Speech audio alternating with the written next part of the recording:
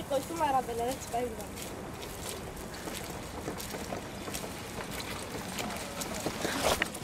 Akyerini görsen. Evet. Koymasınlar.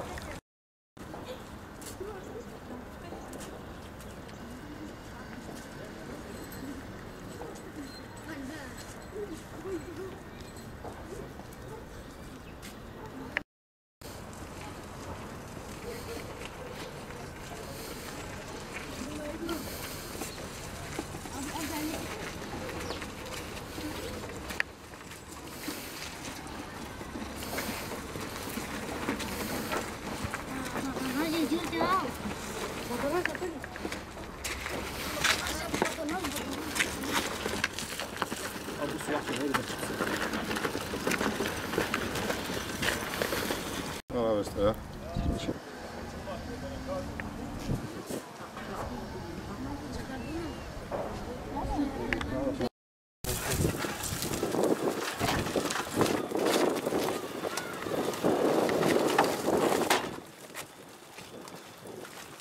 Halımıza bakın ha. Allah güzel. Yavaş yavaş gitmeden boşaltma.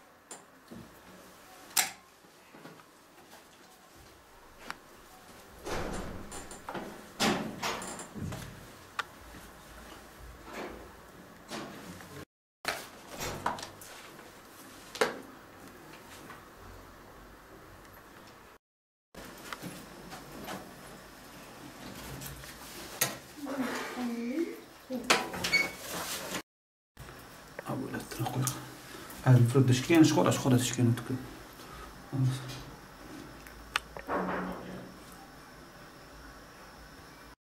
Benim adım Elif. 9. sınıfa gidiyorum. Yani arabayla gidip gelmek zorunda kalıyoruz. Yollar bozuk, gidemiyoruz. Gitmek zor oluyor. Yani yolların yapılmasını istiyoruz. Evet.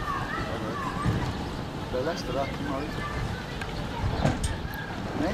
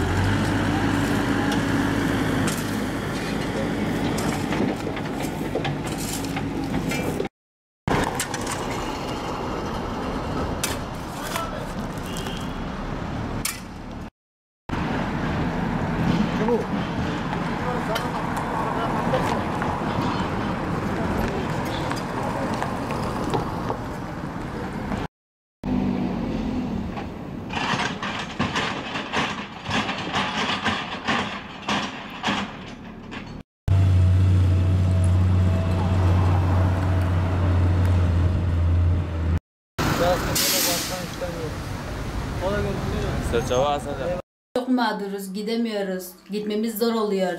Babam götürüp getiriyor bizi hep. Babam olmadığında kim götürecek? Bir de yetkililerin bize kulak vermesini istiyoruz. Yani onlar da kendilerini bizim yerimize koysunlar. Yetkililerin yollarını yapmalarını istiyoruz. Merhaba, benim adım Hatice, 14 yaşındayım. Evde eğitim görüyorum. 4 yıl okul okudum. 2 yıl öğretmenlerim gelmedi. Okul okumak istiyorum. Gelemiyoruz. Çok rahatsız oluyoruz. Kelimizi sürürken ellerimiz çok acıyor. Onun için yollar yapılmasını istiyoruz.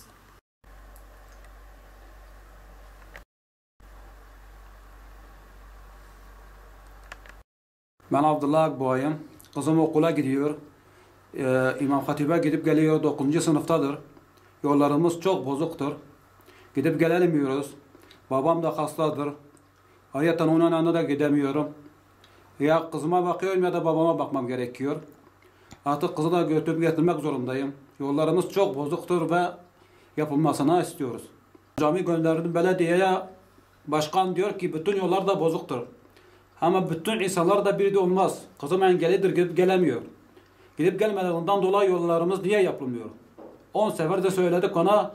Hacı Kadri Uysal'ı da gönderdim. 10 sefer ona söyledi. Halen yapılmadı. Yapılmadıktan dolayı niye bu yapılmıyor? Biz vatandaş değil miyiz? Vatandaş olmaktan dolayı yapılmasını istiyoruz.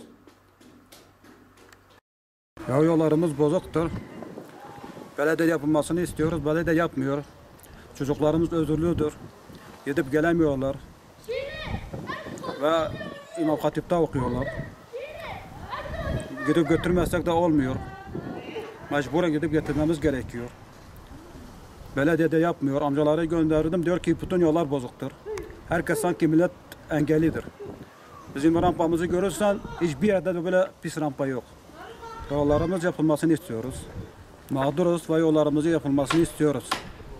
Alt boruları yaptılar. Boruları çekmek için bütün yollarımız bozuldu. Ve yapılmasını istiyoruz. Gidip gelemiyoruz. Bütün çocuklarımız özürlüdür. 2 tane var. Gidip gelemesinden sıkıntı çekiyoruz.